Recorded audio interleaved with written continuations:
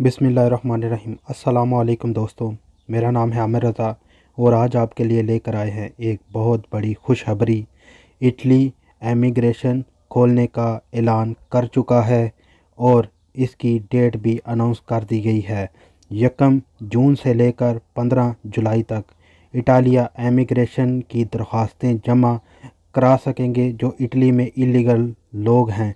ये एक बहुत बड़ी खुशखबरी है और आइंदा दिनों में इसकी और जो कानून हैं वो सारे वाज़ेह हो जाएंगे। अभी सिर्फ़ 2 कवानीन जो हैं वो वाज़ेह किए गए हैं।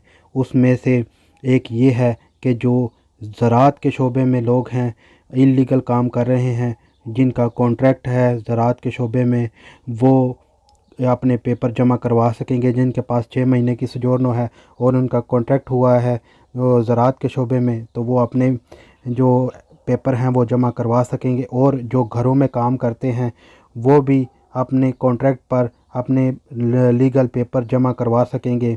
अभी टोटल कानून आना बाकी है।